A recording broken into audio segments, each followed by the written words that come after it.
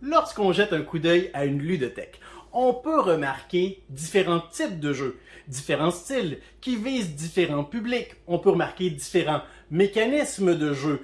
Et on peut également, d'une ludothèque à l'autre, comprendre que le nombre de jeux qui la composent peut varier. Des ludothèques, il y en a pour tous les publics, pour tous les goûts. Mais ma question d'aujourd'hui, est-ce qu'une ludothèque parfaite existe? Et si oui, à quoi ressemblerait-elle? L'école du jeu, en partenariat avec la boutique L'Imaginaire. Au-delà de vos attentes.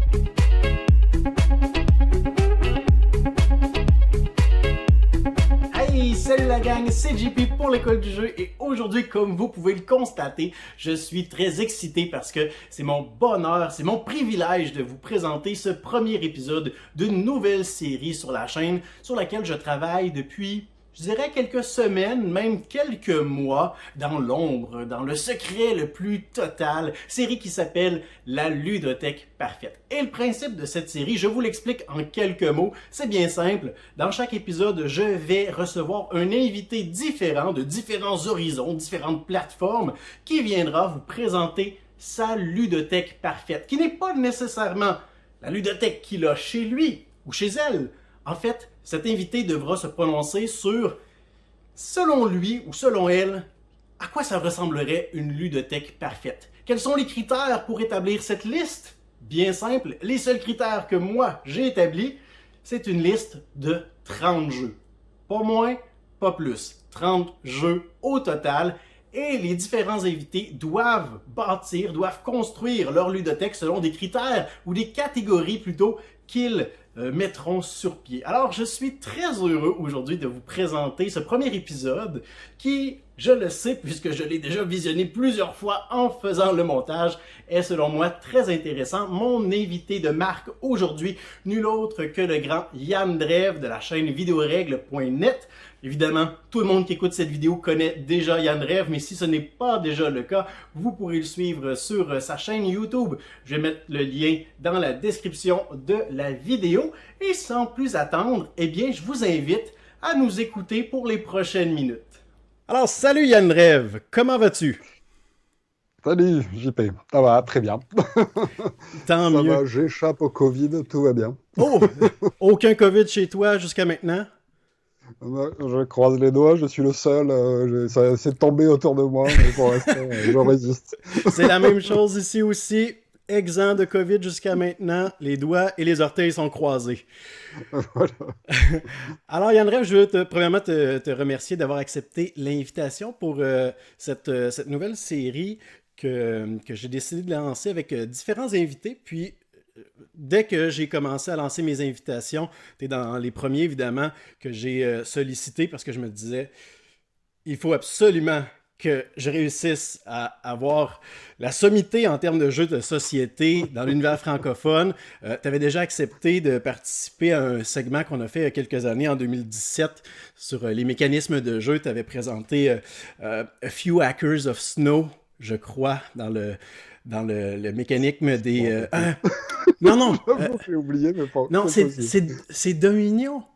Ah, je ne sais plus lequel des deux t'avais présenté dans le mécanisme de deck building. Mais bref, Ouais. tout ça pour dire que tu avais déjà accepté de faire une collaboration. À l'époque, c'était pour une vidéo de 10 secondes. Là, aujourd'hui, on s'enligne sur quelque chose d'un peu plus long, quand même.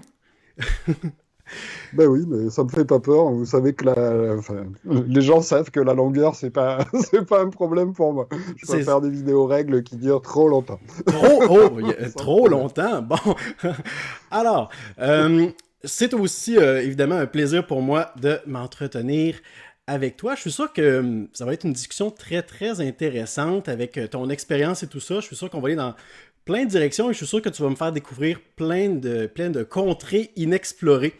J'ai hâte. J'ai mon petit calepin de notes ici pour prendre plein de notes de ce que je vais apprendre. Alors, Yann Drève, évidemment, tu n'as plus besoin de présentation. Là. On connaît ta chaîne Vidéorègles que tu as commencé. Tu as commencé, toi, à déposer des vidéos sur Dailymotion à l'époque. Est-ce que c'était en 2007, 2008? Ouais, je crois que j'ai commencé en 2008, quelque chose comme ça. Enfin, j'ai commencé même à voir Dailymotion sur, je crois que c'était Club Internet, un truc qui permettait de poster des petites vidéos de moins de 3 minutes. Et c'est comme ça que je me suis dit, tiens, je vais commencer à faire mon métier en ligne, puisque je suis ludothécaire depuis une trentaine d'années maintenant. Et j'étais déjà donc ludothécaire depuis une quinzaine d'années, et je me suis dit, tiens, j'arrête pas de prêter des jeux aux gens, et j'ai pas toujours le temps de leur expliquer les règles, d'autant plus quand c'est des jeux un peu longs. Bon, voilà. Et je travaillais dans une ludothèque où il y avait vraiment, vraiment beaucoup de monde, donc je me suis dit, tiens, mais pourquoi pas filmer en fait les explications, et puis comme ça leur fournir le lien pour qu'ils le regardent. Voilà, l'idée de base, elle est partie comme ça. Et donc, ouais, en 2008, j'ai commencé les toutes premières sur ma planche à repasser avec une webcam. Une qualité vraiment dégueulasse. C'est exactement là où je m'en allais. J'allais te dire, depuis 2008 et même un peu avant, probablement que ton équipement a évolué, là. Bah oui, forcément, mais ça n'a jamais été... Enfin voilà, il y avait souvent des jeunes qui commencent et qui me disent bah, qu'est-ce qu'il faut que j'achète comme matos? Mais je leur dis mais le matos c'est pas important, l'important c'est de bien expliquer et déjà rien que ça quoi. Si vous expliquez super bien, même si c'est tout pourri, ça sera regardé quand même. J'ai des vidéos règles comme celle de Lawele qui date de je sais pas combien de temps, elle continue à être regardée. Ça m'étonne même parce qu'elle est vraiment pas terrible au Mhm. niveau son et au niveau image, mais voilà, comme l'explication est bonne, je pense que ça suffit. Donc déjà, il faut commencer par s'entraîner à bien expliquer, et ensuite on s'occupe du matériel, c'est ce que j'ai fait, quoi.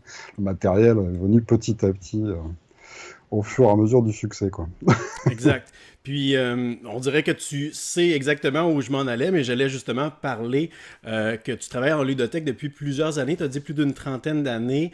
Je peux dire sans crainte que tu es passé maître dans l'art de la présentation, de l'animation, de l'explication des jeux de société avec... mais là, tu dis travailler en ludothèque depuis une trentaine d'années, mais dans l'univers du jeu de société un peu plus large, là, en dehors du contexte professionnel, tu baignes là-dedans depuis combien de temps? Depuis tout petit. Depuis tout Pas petit. tout Bon, petit. alors on ne Donc, c'est trahira pas vers ton âge. l'adolescence, en fait, que j'ai commencé vraiment à m'y intéresser plus profondément en tombant sur une revue qui, à l'époque, s'appelait Jeux et Stratégie en France. Et, euh, voilà, dans la bibliothèque de mon village, en fait, il y avait ces revues qui étaient dans un bac et ça commençait à m'intéresser parce que dedans, il y avait des petits trucs à faire, enfin des petits jeux style des labyrinthes à réaliser, des trucs comme ça. Et à côté, il y avait les premiers articles, en fait, sur les tout premiers jeux de société modernes, entre guillemets, qui apparaissaient, comme Abalone et Othello, et puis après d'autres. Tempête sur l'échiquier, un des premiers que j'ai acheté, par exemple. Voilà. Ah Et là là. donc, voilà, je suis tombé dedans assez vite. Après, il y a eu les jeux de rôle, après, il y a eu Magic. Et puis là, j'ai commencé à bosser en ludothèque à partir de ce moment-là, quand j'avais une vingtaine d'années. Et donc, après, je suis resté dans le bain, en fait, depuis toujours, pratiquement. Alors, on pourrait pratiquement faire l'espèce de comparaison que tu es comme le Obélix des jeux de société, là. T'es tombé dedans quand t'étais petit et maintenant, t'es en feu à cause de ça, là. Il y a un peu de ça, ouais. Ok. Je lisais sur ton site internet, sur videorègle.net, tu écrivais qu'en 2001, pendant ta formation de ludothécaire, tu as rédigé un mémoire sur un système de classement pour ludothèque. Système, si je me trompe pas, que tu utilises également pour le référencement de tes vidéos, c'est vrai? Oui, voilà. Alors, les étiquettes qu'on voit d'ailleurs sur la photo qui est derrière moi, c'est ce système-là, en fait. Puisqu'en ludothèque, on utilise principalement un système de classification qui s'appelle le système ESAR et qui a été créé par des pédopsychiatres.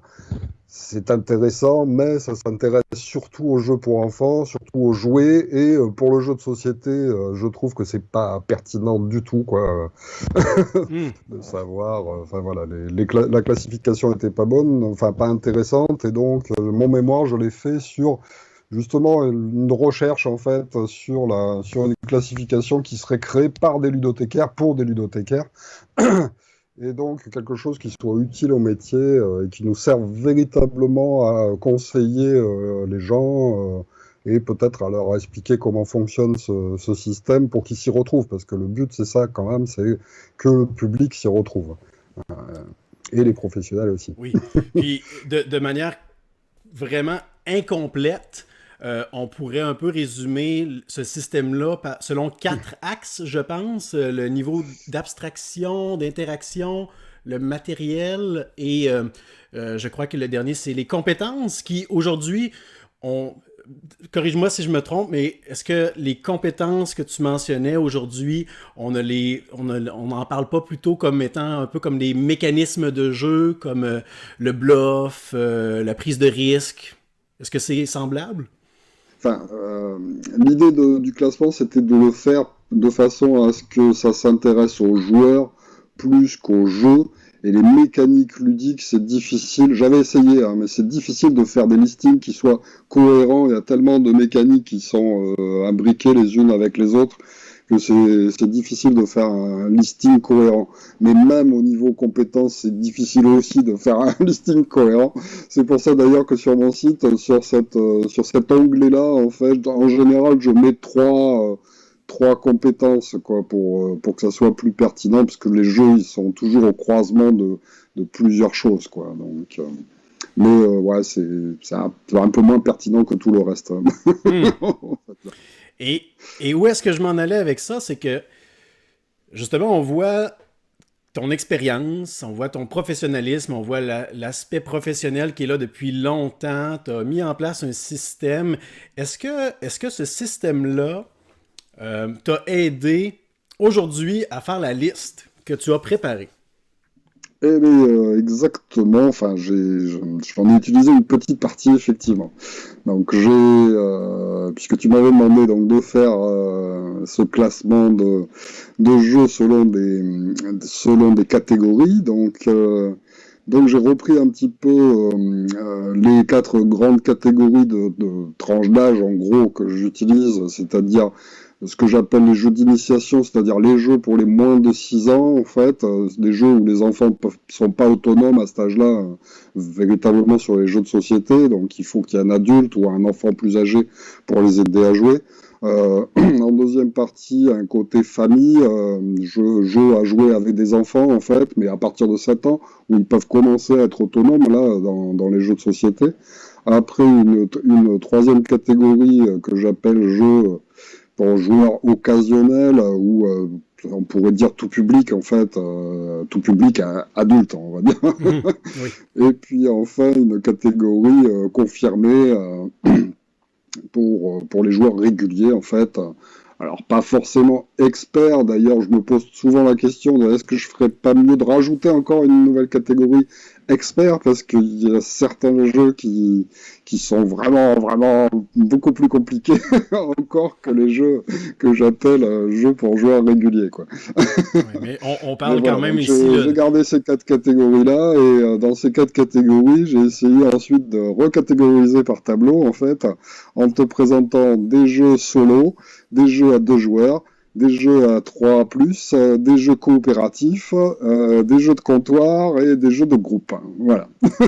Donc en faisant ce croisement de 4x6, on a un amalgame. J'en ai rajouté un petit peu par endroit là où j'avais envie d'en mettre en plus. En général, c'est dans occasionnel, en fait, ou tout public, j'en ai mis 2 en fait, en général, par catégorie. Voilà. C'est ta liste, tu as le droit de tricher, là. Alors, on rappelle quand même aux gens qui nous écoutent que tu avais très peu de critères, en fait, pour établir ta liste. Ta liste devait contenir 30 jeux. Est-ce qu'elle contient 30 jeux? Elle contient pile 30 jeux. Parfait. Et j'aurais bien en rajouter d'autres.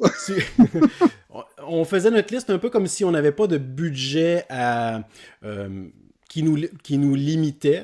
On avait le droit aussi de mentionner des jeux qui étaient hors d'impression, des jeux qui datent d'il y a longtemps, des jeux méconnus comme des jeux très connus. Et aussi, tu devais justement créer tes propres catégories que tu viens de mentionner. Alors, avant de plonger directement dans le cœur du sujet, en y allant à ton rythme, je veux tout de suite mentionner que On ne sait pas pour combien de temps on est assis face l'un à l'autre pour discuter, et c'est possible à tout moment qu'on ait des problèmes techniques, comme on a rencontré il y a quelques instants. Alors, on s'excuse à l'avance, mais je m'excuse, Yann Rêve n'a rien à voir avec ça. Je m'excuse à l'avance si on a des problèmes avec les caméras qui ne sont pas synchronisées, le son ou quoi que ce soit. Autant que possible, je vais essayer de rendre ça agréable à écouter, quitte à peut-être ajouter des petites notes. Mais s'il arrive quoi que ce soit, on s'excuse, mais je vous invite quand même à écouter là, le reste de la vidéo. Je suis sûr que ce sera très intéressant. Alors, Yann Rêve, tu veux qu'on commence par quoi? Alors déjà, je voudrais repréciser que tu m'avais dit, pour le titre, ludothèque idéale. Alors c'est pour ça que je suis parti en essayant de me dire quels seraient les 30 jeux qui feraient partie d'une ludothèque idéale.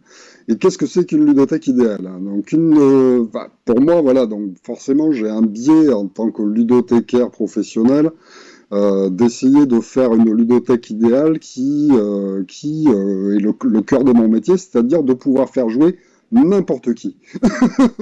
Donc c'est pour ça que je suis parti en fait en me disant je vais essayer de choisir 30 jeux qui vous permettront, si vous les avez chez vous, de jouer avec n'importe qui. Voilà. Il y a quelqu'un qui arrive chez vous, vous voulez jouer avec eux, c'est des connaisseurs, c'est des gens qui connaissent rien, il y a des enfants, il y a des petits, il y a des grands, il y a des personnes âgées. Donc voilà, l'idée, je me suis dit, je vais essayer de choisir des jeux qui vont permettre de jouer à peu près avec tous les publics possibles, et de trouver pourquoi pas des compétences ou des mécaniques qui soient différentes un peu les unes des autres pour avoir réponse à tout, presque. Déjà là, je t'arrête, là, c'est tout un contrat, là, ce que tu présentes. Tu t'es rajouté un critère supplémentaire. Voilà. C'est bon. J'aime bien me mettre des bâtons dans les roues, en fait. J'ai déjà vu une image sur Internet, je sais plus, je pense que c'est sorti d'un dessin animé où il y a quelqu'un qui fait du vélo et où est-ce qu'il prend lui-même une branche et il se la rentre dans la roue, littéralement. Ok, je te laisse continuer. Voilà, donc je vais faire justement puisque j'ai un tableau à double entrée, donc je vais faire en fait en présentant par rapport au nombre de joueurs, ce qui est un des critères aussi de mon système de classification, et puis en dérivant un peu sur d'autres choses. Donc on va commencer par les solos, après on fera les 2 joueurs, après on fera les 3+, après les coopératifs. Voilà, donc petit à petit, comme ça. Puis dans chacun, je vais donner la liste des jeux avec justement lequel est pour les petits, lequel est pour les familles, lesquels sont pour les joueurs occasionnels, et lequel est pour les joueurs plutôt confirmés. Voilà. Intéressant. Parfait, je te suis. Ok, alors c'est parti. Pour les solos, donc pour les petits, j'ai choisi Brainbox. Je vais en montrer quelques-uns, après j'arrêterai peut-être, mais... Donc Brainbox, il était une fois, qui est un excellent jeu de mémoire, en fait, pour les petits, enfin, de mémoire rapide, puisqu'on montre une image, en fait, pendant 10 secondes, et après, on lance un dé, on nous pose une des 6 questions qui est derrière, en fait, et il faut essayer de se rappeler de ce qu'on vient à peine de voir. Donc, pour les petits, c'est pas véritablement du solo, hein, puisqu'il va falloir qu'un adulte pose la question, lise la question et la pose à l'enfant, mais vraiment c'est un jeu qui est super, qui est sur les comptes en plus, voilà, donc qui est parfait à partir de 3-4 ans, c'est parfait pour les petits, pour commencer à découvrir un peu des jeux de société originaux. Voilà. Ouais, il faut ça pour mes enfants, là. Comme ça je pourrais leur acheter chacun une boîte, chacun dans leur chambre, je veux jouer tranquillement. Voilà. Alors après, plutôt en familial, alors qui est pas vraiment un jeu de société, mais j'ai tellement joué à ça, je trouve ça génial. Oui. Perplexus. Oui. Donc c'est un jeu d'adresse où il faut essayer de faire avancer une bille dans un labyrinthe, et ça c'est génial. Alors il y a différents modes de difficulté, il y en a des petits, des moyens, il y a la épique que j'ai mis 3 mois avant de réussir en me disant mais c'est pas possible, c'est impossible de faire ce 3e niveau. Si, c'est possible, j'ai réussi, mais ça c'est parfait, voilà, c'est très bien. Alors à la fois pour les familles, les enfants on peut les coller là-dessus et c'est incroyable comment ils ne bougent pas et ils restent concentrés, ça apprend la concentration aussi. Et en même temps, voilà, en tant qu'adulte, vous embêtez, vous êtes aux toilettes, vous pouvez jouer pendant des heures. Mais en tant qu'adulte, il y a aussi l'orgueil là, qui embarque à quelque part. Là. Mon enfant de 10 ans est capable, mais pas moi. et c'est... Voilà, ça joue sur la gravité et tout, Oui. c'est hyper génial. Enfin, Oh, c'est mais génial, fallait y penser. ces petits labyrinthes-là, oui, c'est génial. Moi, je me souviens quand j'étais un peu plus jeune, on avait une espèce de labyrinthe sous forme d'une plaque qui... Le qui triquibille, de quoi? c'est ça? Le triquibille, non? C'est possible. Je savais même pas que ça avait un nom. Il y avait des trucs qui s'écartaient et tout. Non, c'était pas l'espèce de celui-là. labyrinthe. En fait, c'était Non, c'est vraiment pas ça. un trajet et il y avait des espèces de rondelles sur les côtés qu'on pouvait tourner et ça Ah oui, faisait pencher la ouais, des verticale. labyrinthes en bois comme ça. Ouais. Oui, exact, en bois. Et il y avait, je pense, 50 étapes avant de se rendre à la fin. Et j'ai joué beaucoup à ça. Et justement, là, je vois ces espèces de bulles-là. Et je me dis à quel point j'ai... Ben, c'est le même principe, mais en 3D. Ça Et rend en beaucoup fou, plus mais- frustrant, probablement. Oh là là. OK. Tu me rappelles des souvenirs, là. Ensuite, ouais. Ensuite, je pense à Rush Hour ou Embouteillage, sauf qu'avec mon fond, hein, Je vais les ça marche faire pas du apparaître en dessous, de toute façon. tout, c'est ça. Donc, ouais, Rush Hour, c'est un excellent jeu solitaire en fait, avec des camions qu'il faut faire bouger pour faire sortir une petite voiture. Il y a, je sais plus, une cinquantaine de cartes différentes avec des niveaux de difficulté croissants. Et moi, qui suis pas très casse-tête, ben ça, je trouve ça génial parce que on y arrive. Voilà. On met du temps des fois, mais on y arrive. Alors qu'il y a certains casse-têtes, on n'y arrive pas et c'est frustrant et puis on a envie de les balancer. Bon là, la difficulté est bien gérée, quoi. On commence doucement et petit à petit on commence à comprendre le principe. Et donc ça c'est pareil, c'est super pour du tout public en fait. Et ça marche très bien avec n'importe qui, même avec des enfants aussi. Voilà. Même avec moi, j'ai- là, j'ai joué, même, on voit souvent ce jeu-là dans les classes, les salles de classe. Puis ça m'est arrivé quelques fois de m'asseoir avec des élèves là, dans le passé pour essayer de voir à quel point ils se débrouillaient. Puis comme tu l'as mentionné un peu plus tôt, là, on voit la concentration, ça travaille aussi beaucoup l'anticipation. Là. Si je bouge ce C'est ça. camion-là, après ça, je vais m'ouvrir telle possibilité. C'est vraiment génial. C'est fabuleux, ouais. Après, un peu plus compliqué, Onirim. J'y ai énormément joué et je trouve ça excellent en fait, par Shadi Torbé, qui est un chanteur d'opéra, si je me rappelle bien, et donc c'est assez original parce qu'il est souvent tout seul dans sa chambre d'hôtel et donc il a inventé une série de jeux, il y en a plusieurs en fait. Mais Onirim, c'est un jeu de cartes, donc c'est plutôt genre une patience en fait. Un peu à l'ancienne, mais avec des mécaniques assez originaux. J'ai découvert il n'y a pas longtemps qu'il est gratuitement téléchargeable aussi en application. C'est pas mal parce que sinon c'est vrai que c'est un jeu où on remue, on mélange souvent ses cartes.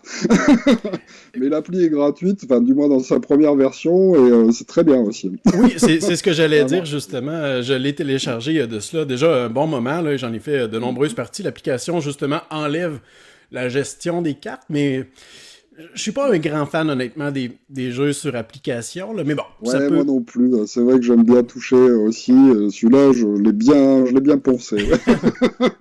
Les fois où j'étais seul. Tout à fait. Et enfin, pour les confirmer, Ah, vendredi de Freeman Freeze, qui est hyper tendu.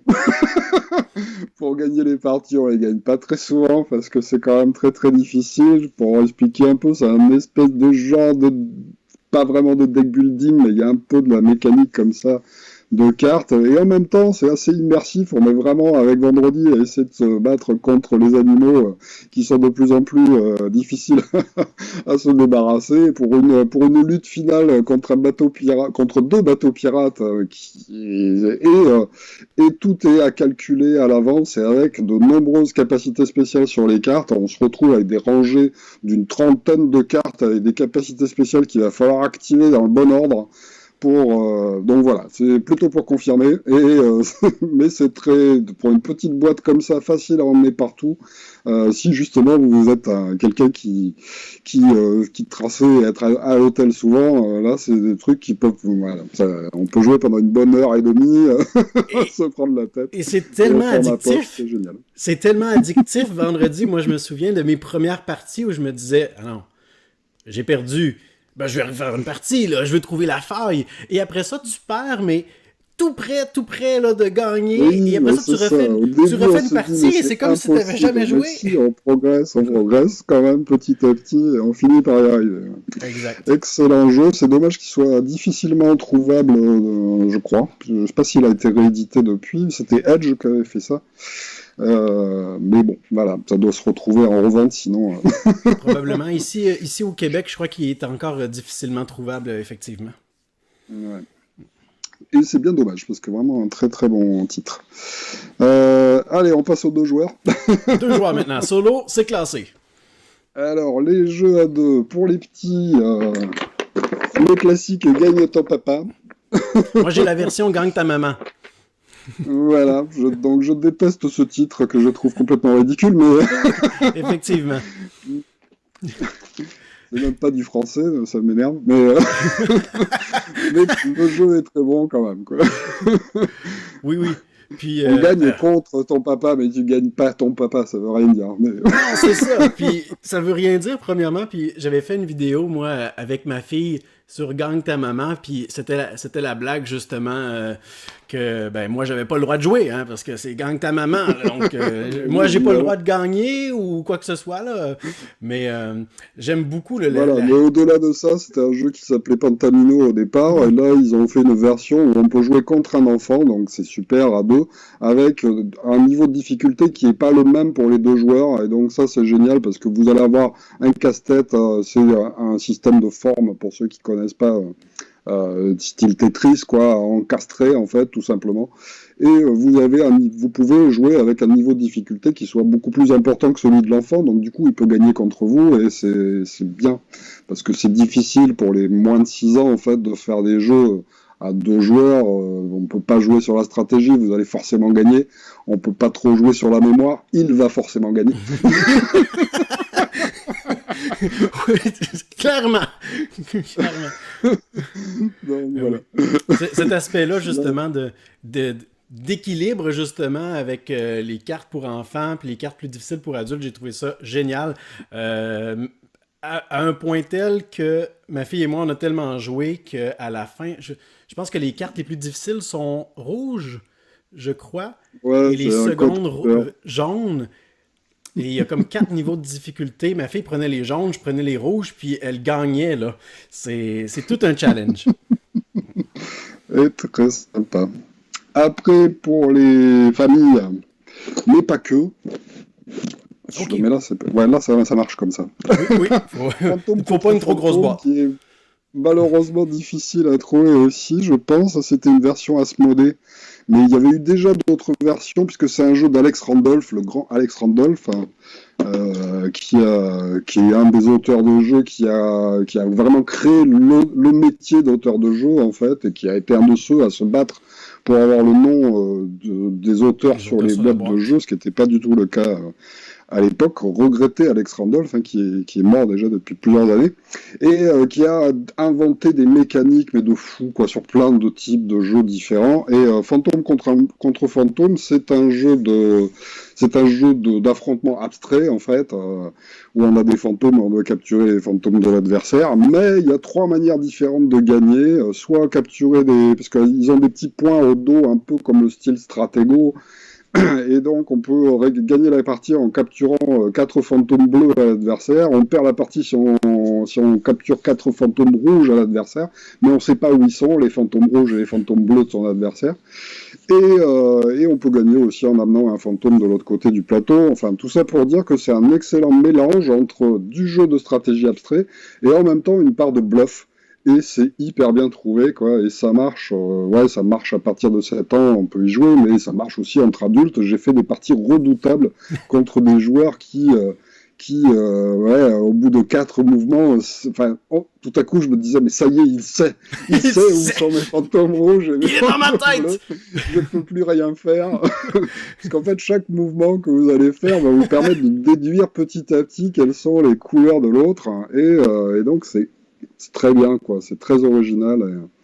Et en même temps, très simple à apprendre. En 5 minutes, vous apprenez les règles, mais vous pouvez y jouer pendant des parties et des parties. D'ailleurs, la majorité des jeux que j'ai choisis sont justement des jeux qui ont une grande rejouabilité, où on va pouvoir en faire des dizaines et des dizaines de parties sans se lasser, quoi. Mais celui-là, je m'en lasse pas. Des parties encore plus redoutables que des parties d'échecs. À trouver les fantômes. Oui, voilà, mais les échecs, je suis pas fan des jeux comme ça qui sont trop abstraits, qui demandent qui ont un manque d'intuition. J'aime bien les jeux qui ont un petit peu d'intuitif. J'aime bien le Go, j'aime bien Othello, Oui. mais les échecs, non, c'est trop prise de tête pour moi. Oui, puis... C'est surtout une course d'endurance, les échecs, où il faut résister pendant 3 quarts d'heure de jeu. Et moi, déjà, au bout de 5 minutes, j'en peux plus, j'ai plus de cerveau. C'est ça. Bon, alors, on ne verra pas les échecs dans cette liste, tout le monde. Voilà. Aux échecs, on peut pas tenter des trucs. Moi, j'aime bien tenter des trucs. Ben, on peut tenter des trucs, mais on va vite le regretter, j'ai l'impression. Oui, c'est ça. En général, ça finit mal. Donc ensuite, plus pour occasionnel, les cités perdues de Rainer Knizia ou Lost City désormais. Un excellent jeu de cartes en fait à 2 joueurs, c'est pas mal parce que ça renouvelle c'est vrai que dans les jeux à 2 joueurs il y a beaucoup de jeux abstraits évidemment, et là c'est du jeu de cartes, et j'en ai fait des parties et des parties, puis je ne m'en lasse toujours pas en fait. C'est simple à expliquer, simple à présenter aussi à n'importe quel type de joueur. Donc, et en même temps, ça a une profondeur stratégique qui n'est pas négligeable non plus.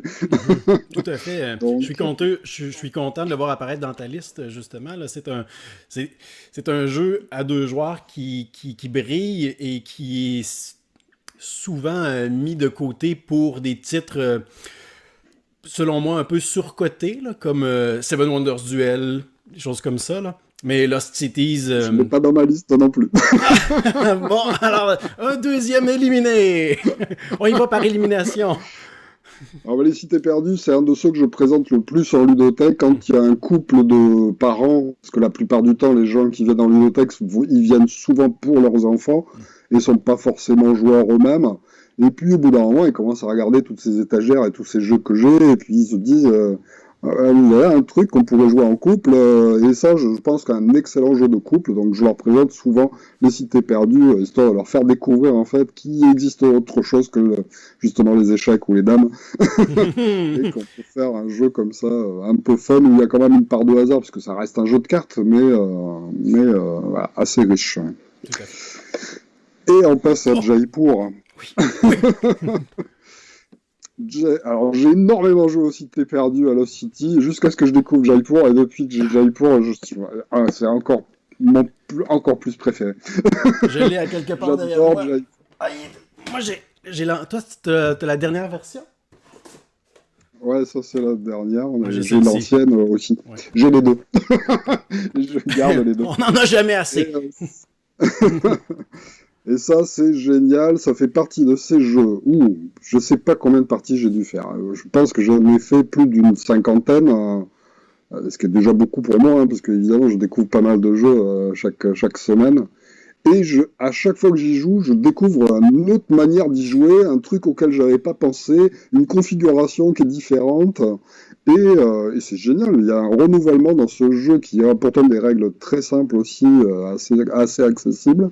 Mais c'est génial, quoi. Je pense que c'est le meilleur de Sébastien Pochon. Et c'est génial. Voilà, mais pas d'autre mot. Récemment, il y a quelques mois, ma mère cherchait un jeu pour jouer avec son conjoint. Puis, il voulait quelque chose de simple, pas trop long. Et ça a été le premier jeu que je leur ai fait essayer. Et je crois que depuis Noël, justement, là, ils ont enchaîné plus d'une... Mais eux, ils n'ont pas justement ta liste de jeux à couvrir, mais je pense qu'en 3 ou 4 mois, je crois qu'on fait près de 30-40 parties. Là.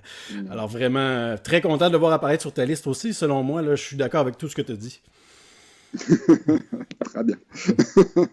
Et après, pour les plus confirmés, un petit coup de cœur, Agricola Terre d'élevage, alors qui a changé de nom 25 fois.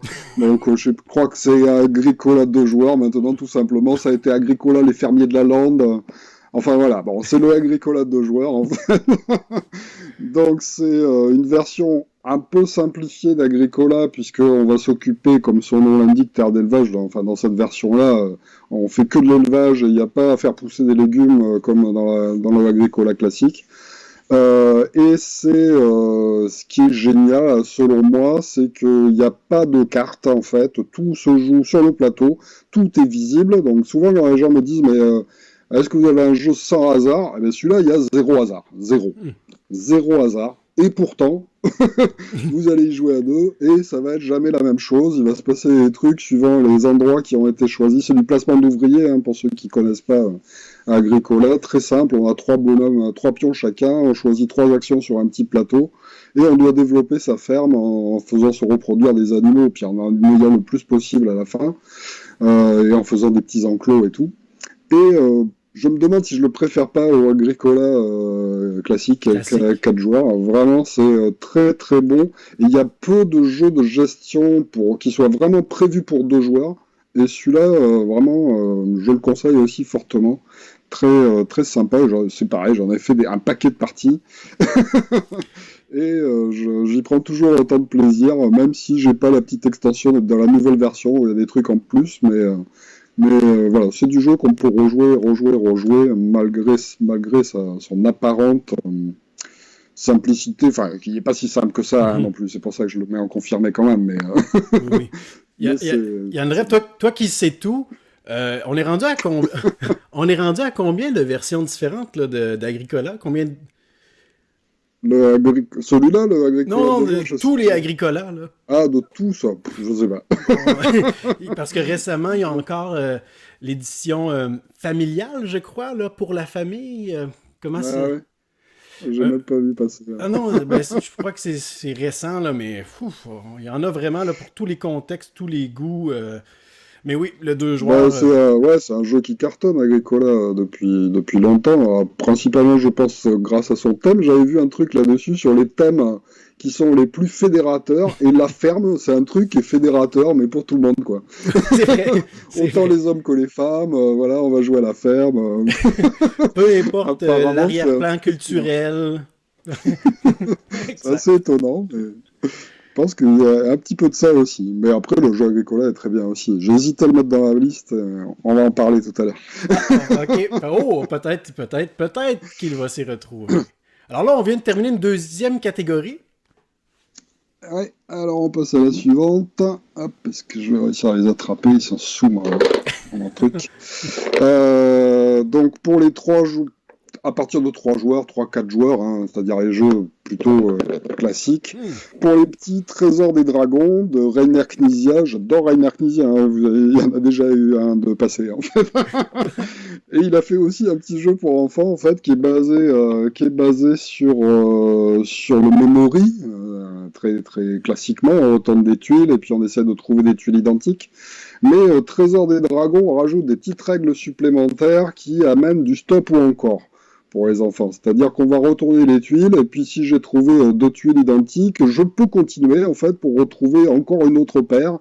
Mais attention, il y a 12 dragons, en fait, qui sont cachés aussi parmi le truc, et si je tombe dessus, je suis obligé de recacher tout ce que j'ai trouvé jusqu'à présent.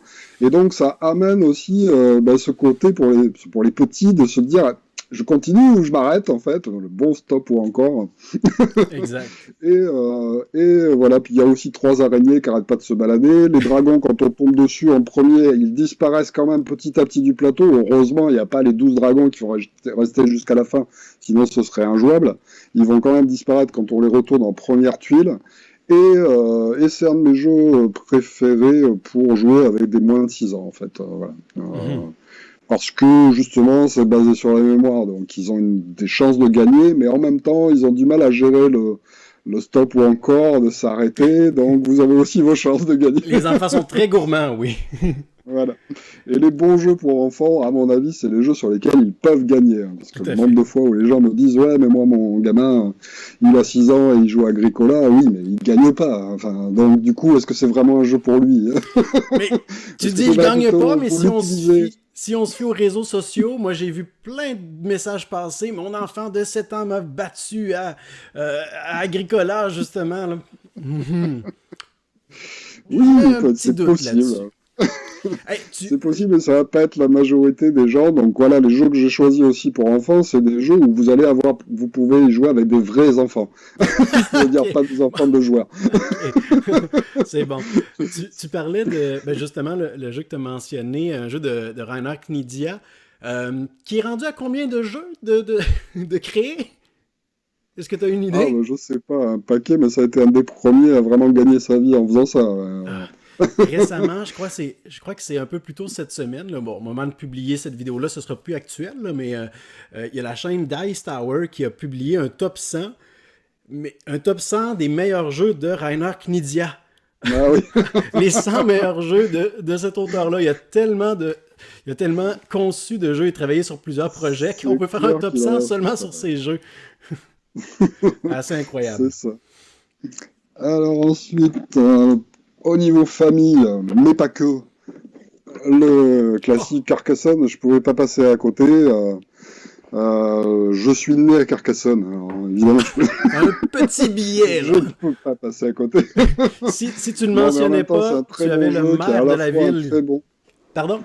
Non, il n'y a pas de mal, je t'entends Okay. je t'entends bien avec un petit décalage. Ok.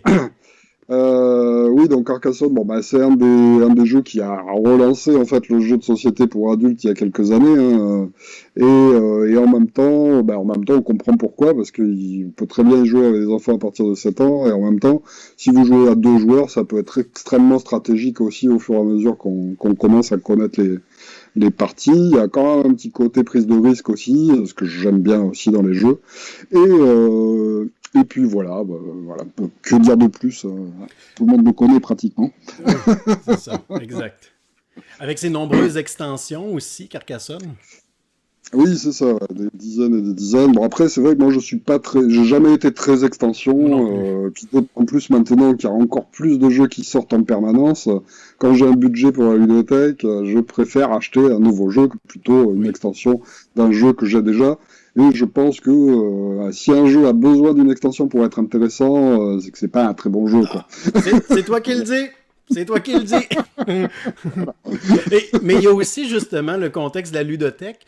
Les gens qui vont arriver vont vouloir découvrir le jeu, donc ce ne sera pas nécessairement le bon temps d'inclure 3 extensions s'ils viennent y jouer seulement qu'une fois là, ou quelques fois. Donc on présente le jeu de base, puis après ça, s'ils décident de l'acheter, ils vont acheter eux-mêmes les extensions s'ils désirent renouveler leur expérience. Là. Oui, c'est ça. Ouais. Et l'Aventurier du Rail, évidemment. J'adore ce jeu depuis le départ, en fait. Alan Hermoun nous a fait vraiment un petit bijou. Alors, c'est la version USA que je préfère à la version Europe ou aux autres versions qui sont souvent plébiscitées par les joueurs. En tout cas, en France, l'Europe marche beaucoup mieux que le USA. Mais le USA a cette simplicité, cette limpidité qui fait que il y a vraiment de la stratégie et des coups d'enfoiré à faire. Et c'est très très bon. Ah oui, on peut jeter un œil. Bon, alors... Je pense qu'il s'en va dans telle direction. C'était pas mon plan, mais je vais aller prendre le chemin de telle ville à telle ville. Tu prendras un détour. C'est ça, j'ai participé à un tournoi français en fait. À un moment donné, Asmodée avait organisé ça. Et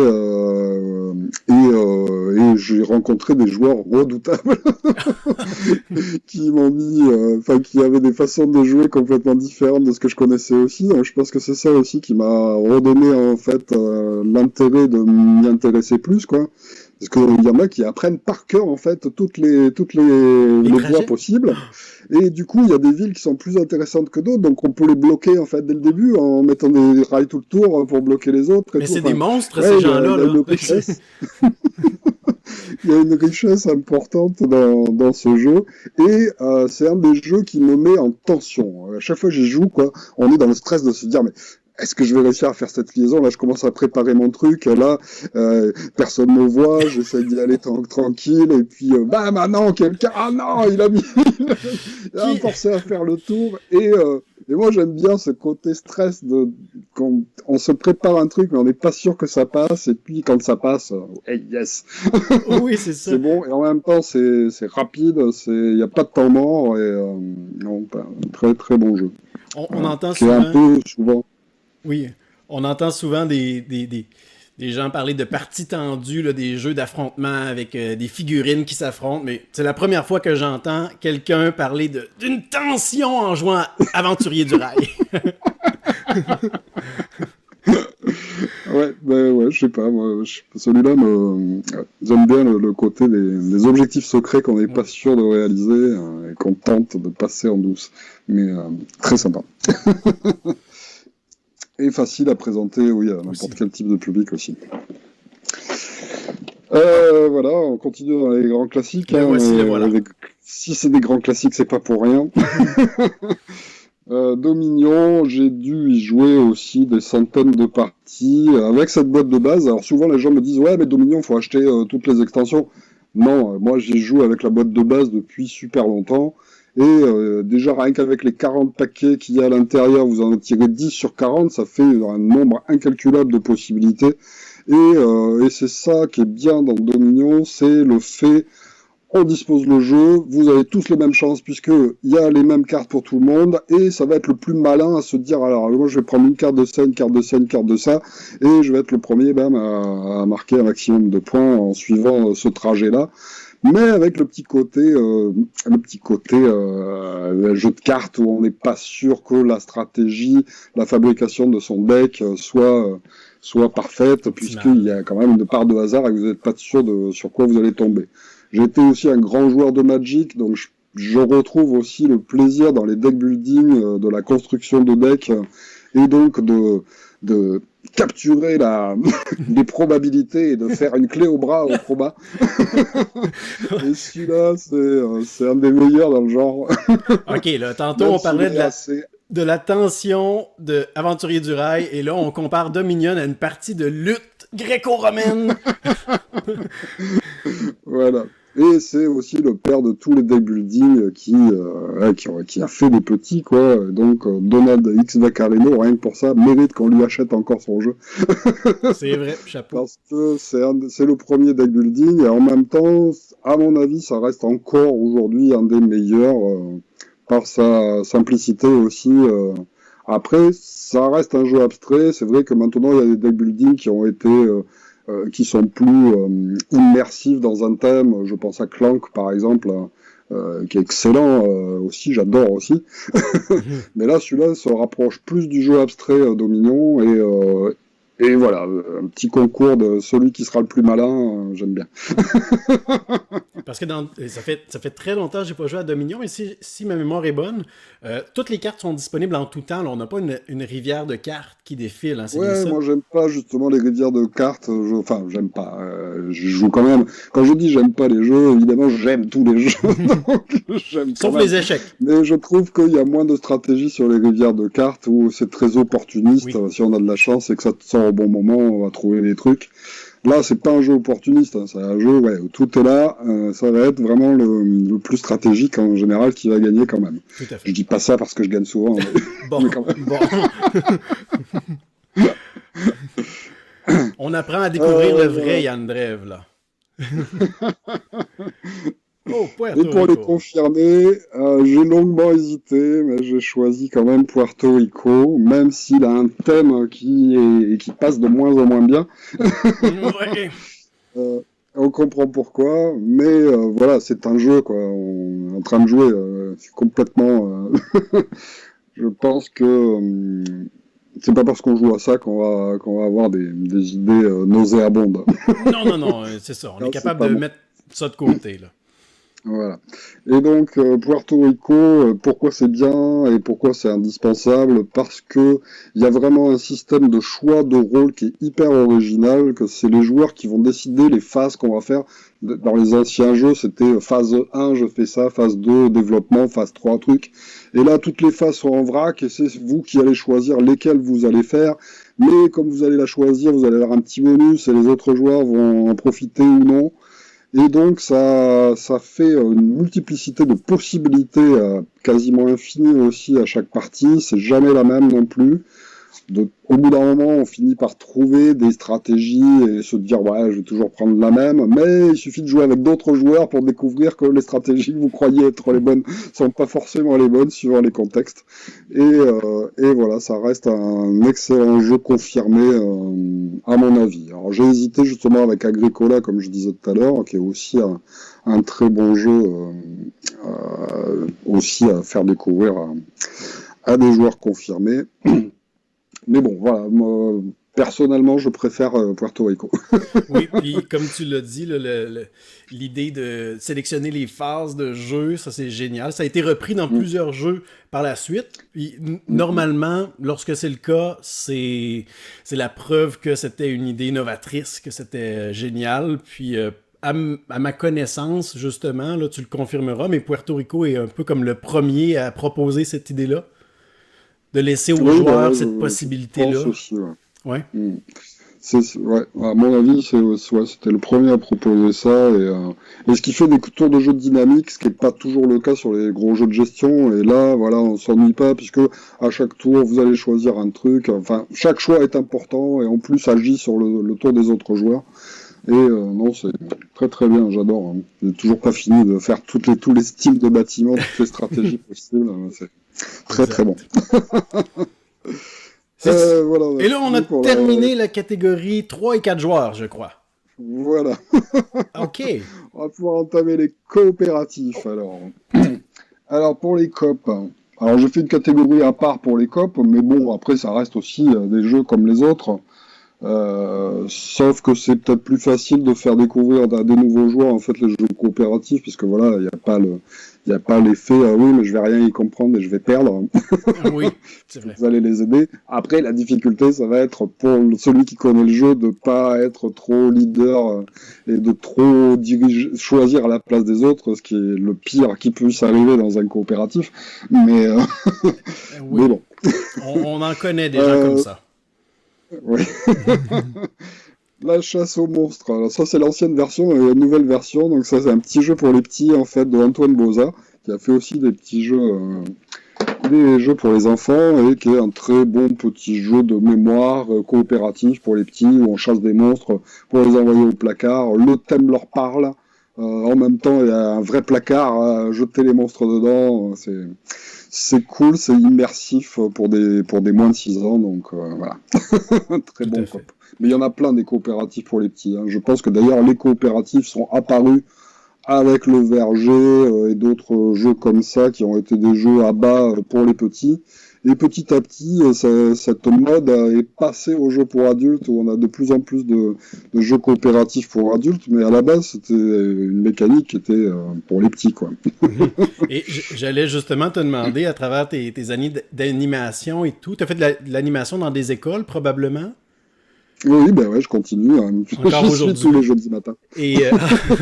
Et moi, j'entends souvent dans les écoles, justement, là, des enseignants, enseignantes qui recherchent des jeux coopératifs pour leurs élèves qui, bon, peuvent avoir entre 5 et 12 ans, par exemple.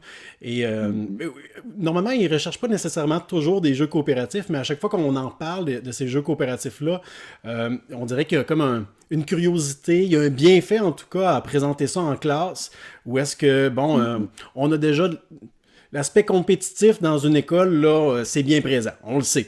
Mais l'aspect coopératif, on le retrouve beaucoup dans le sport parfois, mais dans le jeu de société, il y a un grand bienfait aussi à ça. Et je me demandais justement si c'est un style de jeu que tu mets de l'avant dans tes animations, le jeu coopératif en classe. Ben, pas mal, surtout pour les tout petits, parce que c'est vrai qu'à partir de 3 ans, commencer à découvrir le jeu de société, c'est compliqué pour les petits de justement ce fait de perdre, quoi. J'ai perdu, je commence à peine dans les jeux et bam, je perds. Ça peut être d'une violence infinie hein, pour des moins de 6 ans. Oui. On commençait par des coopératifs où on joue tous ensemble, et on perd tous ensemble contre le méchant corbeau. Mais si on perd, c'est de ta faute. Mais non, c'est vrai que c'est sympa. Je commence souvent par cela avant de commencer ensuite à faire quelques compétitifs. Mais voilà, l'idée c'est quand même que justement quand on fait un jeu avec que des enfants autour d'une table, ils aient tous les mêmes chances de gagner. Donc c'est pas toujours simple de trouver des jeux sur lesquels tous ont les mêmes chances de gagner. Parce qu'évidemment, s'il y a une compétence qui est mise en avant, en général, il y en a un qui sera plus fort que les autres. Je pense aux jeux de rapidité, par exemple, qui sont pas du tout adaptés pour les moins de 6 ans, quoi. Les jeux de style Double Junior, le plus rapide, ça sera toujours le même, quoi. Et donc, c'est dommage. Oui, c'est ça, exactement. On voudra plus jouer avec lui. Voilà. Donc, ouais, je les mets assez en avant, mais après, je mets quand même du compétitif en avant, puisque c'est ça aussi qui est bien avec le jeu, c'est de faire du compétitif, mais sans enjeu, quoi. Oui. Et c'est de découvrir qu'on peut faire une pratique où il va y avoir un gagnant et un perdant, mais ça n'a aucune importance pour le reste de la vie. Oui, c'est vrai, tout à fait. En familial, Bandido. Bandido.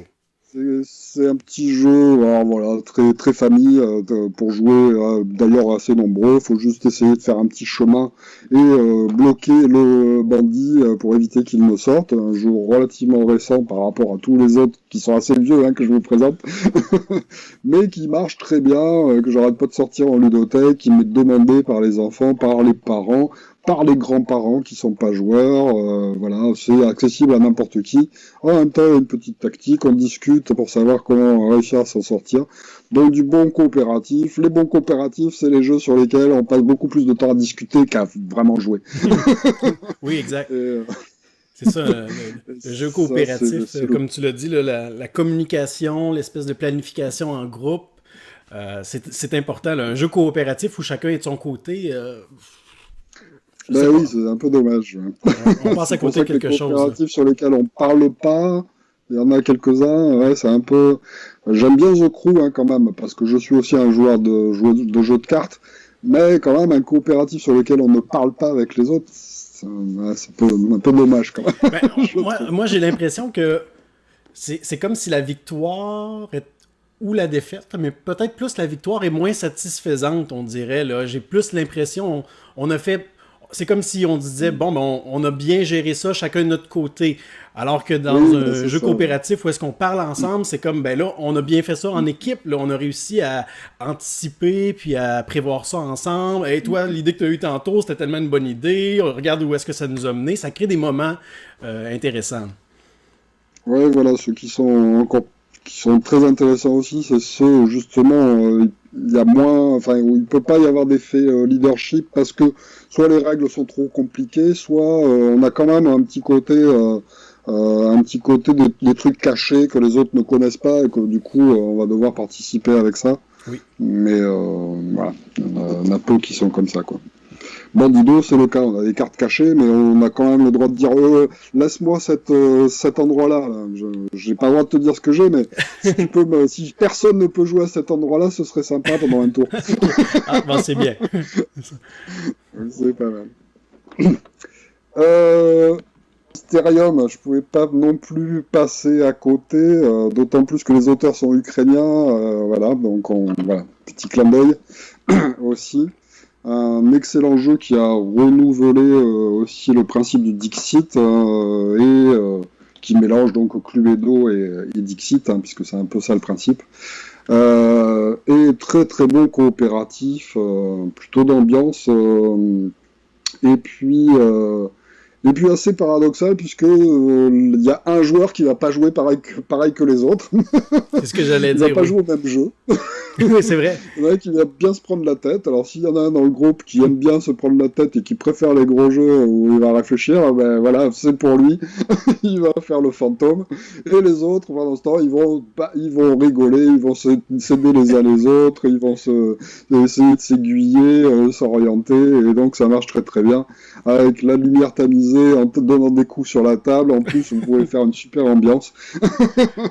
Donc, et ça reste quand même assez accessible aussi. Oui. J'aime bien, En... j'aime bien l'espèce de casse-tête là, quand on incarne le fantôme, de regarder les cartes qu'on a en main et de dire, bon, bien, moi, je vais mettre le focus sur tel élément. Pour moi, c'est clair que ça fait référence à tel personnage. On met ça là, on écoute les autres joueurs et là, ils s'en vont dans une direction totalement opposée. C'est ça. Et là, puis en général, mais non. oui, c'est ça. Aucune réaction.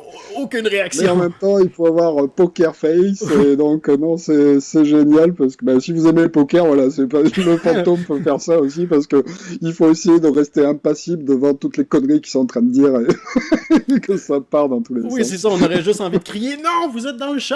Oui, c'est ça, mais n'importe quoi. Voilà. Après. Pandémique, évidemment, c'est la vieille version, ça, mais C'est ça. T'as revu et corrigé. une antiquité. Voilà, mais ouais, un must en fait du jeu coopératif pour adultes encore aujourd'hui, quoi, vraiment. Et puis après, avec toutes les déclinaisons qui ont été faites, j'ai fait la vidéo il y a pas longtemps de Pandémique, la chute de Rome, qui est vraiment super aussi parce qu'on retrouve ces marques un petit peu, mais en même temps, on est complètement déstabilisé par des petites règles supplémentaires qui s'ajoutent. Et voilà, puis en plus les niveaux de difficulté sont bien gérés, quoi. Si on veut perdre, on peut jouer en mode super compliqué, une fois qu'on maîtrise un peu. Les premières parties que les gens font, en général, on perd et on se dit, mais comment c'est possible de gagner? Mais si, après, on commence à comprendre le truc, à savoir qu'il faut discuter et bien coordonner les actions de chaque joueur. Et c'est pareil, c'est un jeu où on passe énormément de temps à parler stratégie avant de déplacer le moindre pion. Et voilà, c'est très, très, très bon. Et je prends toujours autant de plaisir à y jouer, même si j'en ai fait des dizaines et des dizaines de parties avec des adhérents et des gens divers et variés. Oui, puis je crois aussi, je me souviens avoir vu ça passer, je crois que, on se demande pourquoi, mais je crois qu'en 2020 et 2021, les ventes de Pandémie ont explosé. Comme de par hasard. Comme par hasard, c'est ça. Il devait y avoir un événement... Voilà, il y a beaucoup de gens qui l'ont découvert effectivement à ce moment-là et qui se sont dit, ah mais tiens, ils ont fait un jeu sur la pandémie. Non, le jeu il date de bien avant en fait. Oui. C'est la pandémie qui s'est inspirée du jeu. C'est ça. Voilà. Et enfin pour les experts, Robinson Crusoe. Ouais, donc ça c'est pour experts parce que c'est bien velu, c'est bien compliqué, il y a de la gestion, mais en même temps tellement immersif, quoi. Ah, oui. Tellement dedans, tellement à essayer d'aller tuer des animaux. Ah oui, non mais moi je vais faire ça l'après-midi, toi tu fais ça le matin. Très très bon. Et voilà, un coup de cœur aussi personnel puisque c'est assez marrant. L'année d'avant où il est paru, en fait, j'ai bossé tout un été en me disant je vais inventer mon propre jeu et je vais faire un jeu qui se passera sur une île déserte où on essaiera de survivre et tout. Et bam, le jeu sort et je me dis ah tiens, je vais regarder un peu et c'est tellement mieux que la merde que j'étais en train d'inventer que j'ai jeté mon proto quelque part. Et en même temps, c'est vraiment très bien. Mais là, attends un petit peu, là tu m'as donné plein de choses à discuter avec toi. Là. Mais là, la première question qui me vient en tête, est-ce que tu as des protos qui sont jouables que tu as mis sur pied? C'est ça, c'est le drame, je pense, de pas mal de gens dans mon cas. C'est que je suis trop joueur pour être un bon auteur de jeu, en fait. Je pense que c'est ça le problème. C'est-à-dire que j'ai des protos, j'y joue une fois, 2 fois, et puis j'en ai marre. Je pense que pour être un auteur de jeu, un bon auteur de jeu, il faut pouvoir jouer 50 fois à son propre jeu. Et moi, il y en a un qui vient juste de sortir, j'ai envie d'essayer celui qui vient de sortir. J'arrive dans une convention où il y a des protos, j'ai envie d'aller voir le proto de l'autre, mais moi, représenter pour la 10e fois le mien... Non, ouais, au bout d'un moment, ça... j'ai pas envie. Et puis, ouais, puis j'ai pas envie d'y passer du temps. Donc voilà, j'ai des idées de temps en temps. Je me dis, je pourrais être peut-être une bonne personne ressource. Oui, c'est ce que j'allais S'il y a dire. des gens qui ont envie de créer des trucs, j'ai des idées des fois. Mais Mais- j'ai pas le temps Non, de mais bosser. t'as des idées, mais t'as aussi énormément de bagages, de référents, de choses à faire, de choses à penser, de choses à ne pas faire aussi, probablement. Là. Moi, je pense que tu Mm. ferais une personne ressource idéale. T'as-tu Ben, déjà été peut-être, sollicité? mais je suis pas persuadé finalement que de connaître beaucoup de jeux, ça aide en fait. Non? Je pense qu'il y a une certaine naïveté aussi chez certains auteurs qui ne connaissent pas d'autres jeux en fait et qui arrivent à inventer des trucs sans a priori. Moi, je me prends peut-être trop la tête justement à me dire tiens, il faut que ça soit un truc qui soit différent, il faut utiliser cette mécanique. Ouais, mes protos sont pas. Enfin voilà, je les trouve nuls la plupart du temps Oh au bout de là là. 4-5 pages. Est-ce que tu as déjà fait jouer tes protos à d'autres personnes? Ouais, j'ai même participé au concours de Boulogne-Billancourt, mais il y a longtemps maintenant de ça, où j'avais fait un petit proto qui était arrivé les 15 premiers, je crois. J'étais déjà content sur 80 participants. Voilà, c'était ma petite fierté. Je suis arrivé là, mais ça méritait pas plus. Et je suis d'accord avec le jury qui n'a pas choisi, qui n'a pas choisi pour faire partie du dernier truc. C'était un petit jeu de programmation. J'adore Robo Rally, qui fait pas non plus partie de cette liste en style jeu de programmation. Et donc j'avais essayé d'inventer un jeu de programmation de sport avec en équipe en fait, une équipe contre une autre équipe. Mais en reprenant trop de trucs de Robo Rally pour que ça soit vraiment original. Oui, c'est ça. Lorsque tu joues à ton propre jeu et tu te dis, ben, j'ai seulement changé la thématique de Robot Rally. Ah bon, C'est un on peu en ça. apprend Alors, tous les jours. j'avais fait quelques trucs Intéressant. supplémentaires, mais bon. Et bon, C'est vrai que alors, c'est... tu m'avais ouvert la porte sur les protos, je ne savais pas ça. Je suis content d'avoir appris ça. Puis là, je veux revenir sur Robinson Crusoe. Là. La compagnie Portal Games, là, qui ont fait le jeu, avait comme, je ne sais pas s'il y a encore ce slogan-là, mais leur slogan à l'époque, c'était des jeux de société qui racontent des histoires. Et Robinson Crusoe n'est pas un jeu narratif en soi, mais ce qui fait aussi, je crois, un bon jeu coopératif, on l'a dit tantôt, c'est les interactions, les discussions, mais ce jeu-là, on n'a pas le choix de vivre une histoire, là. Ça crée des souvenirs thématiques. Je me souviens de mes parties en solo, comme mes parties à plusieurs joueurs, où est-ce qu'on s'y croirait, là, où est-ce que l'abri nous tombe sur la tête, le lendemain matin, il y a une tempête de grêle, puis un tigre vient manger nos réserves de nourriture, il y en a un qui attrape la gangrène à cause de sa blessure. Ça crée des souvenirs qui se racontent comme ça, comme si on avait vraiment vécu une histoire, puis je vous racontais qu'est-ce que j'avais vécu. C'est génial. C'est bien huilé en plus au niveau des règles.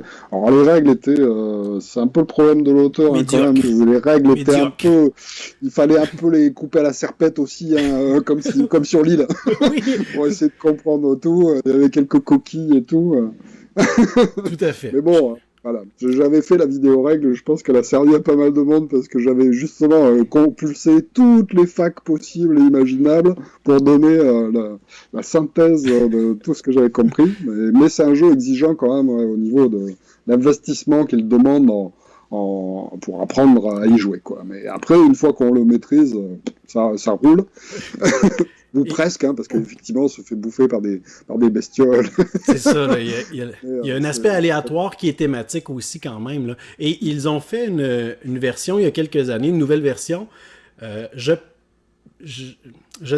pense pas qu'elle avait passé par un financement participatif. Je me souviens plus exactement, mais je sais que lorsqu'ils ont fait la promo de la nouvelle édition de Robinson Crusoe, il avait dit, par exemple, bon, les ressources maintenant vont être découpées là, en forme de banane, tout ça. Et une des choses qu'il avait mis de l'avant, c'est on aura enfin un bon livret de règles. Alors, ils avaient réécrit au complet le livret de règles, là, que je n'ai pas lu. Là, je ne sais pas si c'est effectivement mieux, mais je crois que c'était nécessaire. Oui, bah, j'ai pas eu non plus la nouvelle version magnifiquement illustrée par Vincent Dutray pour la couverture, mais par contre à l'intérieur, je crois que c'est la même chose. Je pense que oui. Il me semble. Effectivement. Quasiment. Bon, on a fait une grande parenthèse. Je te laisse continuer. Voilà, donc c'était pour les COP. Ensuite, on va parler un peu alors, des petits jeux que j'appelle parfois jeux de comptoir, à la fois des jeux de cartes, à la fois des jeux de dés, enfin des jeux de petit format en fait, qui en général se jouent assez rapidement. Et où c'est que je les ai mis? Je les ai mis S'ils là. sont tout petits, ils doivent être dans un coin, là. Tac. Donc pour les petits, il n'y a pas vraiment de jeu de ce type-là, hein, mais Gigamic fait beaucoup de petites boîtes comme ça, sympa. Et Pipo, c'est un excellent petit jeu d'observation, très original, avec un système où vous avez des jolies cartes comme ça. Les gens vont aller voir. Hop. Ah, là, on voit bien, oui. Voilà, donc sur une carte, il y a 4 animaux, et puis il faut trouver... il y a plein d'autres animaux comme ça qui sont posés sur la table, de toutes les couleurs et de tous les types. Et il faut repérer quel est l'animal qui va sur la carte, puisque sur chaque carte, il manque une couleur et il manque un animal. Voilà, donc c'est du jeu de réflexion pour les petits, c'est pas si simple que ça, mais de rapidité où on essaie de trouver ça. On peut jouer dans un sens ou dans l'autre, et en même temps ça apprend de la discrimination, enfin voilà, c'est original comme principe. Donc voilà, un très bon petit jeu, facile à sortir avec les moins de 6 ans. Un jeu que je ne connaissais pas du tout. Ben voilà, ça c'est un classique de maternelle, où quand je fais des animations à la maternelle, je l'emmène très souvent. C'est très sympa. Ensuite, Zombie Life, dans le style familial, mais pas que. Donc ça, ça c'est un petit jeu de cartes et de prise de risque avec des zombies qui tombent sur la table et qu'on tire sur un paquet. Voilà, c'était pour pas vous reparler de Skyjo dont tout le monde parle en ce moment. Mais si vous cherchez un jeu un peu dans le style, quoi, des petits jeux de cartes comme ça, facile à sortir avec tout le monde, Zombie Life, c'est vraiment génial. En plus, ils ont sorti plusieurs jeux qui sont sous le même format. Il y a aussi l'Auberge des Pirates et Jour de chance, je crois que c'est le titre. Donc le principe c'est que c'est toujours le même type de jeu de cartes qui est à l'intérieur, c'est-à-dire un jeu de cartes sur lequel il y a une carte 1, 2 cartes 2, 3 cartes 3 et jusqu'à 10 cartes 10.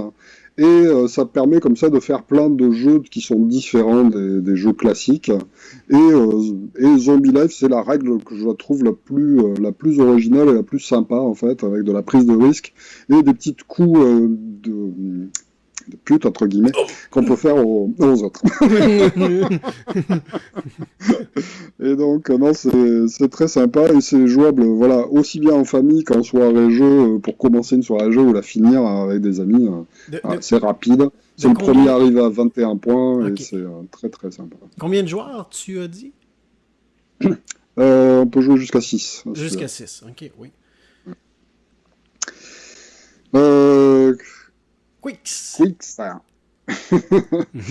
Dans le style, un des premiers roll and write, très minimaliste, pas grand chose, des petites feuilles vraiment très très simples, juste des cases à cocher, du plus grand au plus petit et du plus petit au plus grand.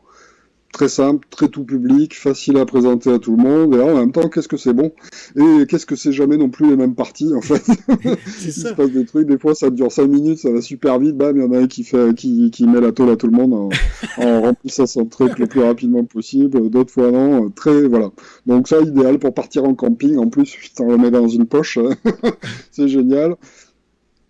On peut presque télécharger les grilles et puis se trouver des dés, c'est pas bien. Hein. Non, faites pas ça à la maison. Faites pas ça à la maison. Ne faites pas. Mais alors ils avaient sorti une petite des blocs, parce que sinon il faut acheter les blocs de marque quand on a fini d'utiliser tous ceux qui sont dans la boîte. Et j'avais trouvé ça original qu'ils sortent le bloc de marque. Quand vous achetiez le bloc de marque, vous avez trois feuilles supplémentaires différentes en fait qui vous amènent une petite variante. Et donc c'est pas mal. Du coup vous pouvez carrément acheter ces blocs-notes qui sont l'extension en fait, et puis avec des dés de couleurs que vous allez bien trouver dans les jeux que vous avez. J'en suis certain. Vous avez 3 jeux pour le prix d'un. Oui, tout à fait. Puis Quick, c'est vraiment un bon exemple d'un jeu qui est simple, puis qui joue rapidement, mais qu'on se tanne pas de ça. Là. Je veux dire, c'est du plaisir en boîte, ça, pur. On peut sortir ça n'importe où, Ouais, comme tu voilà, l'as dit, avec n'importe bon. qui, n'importe quand.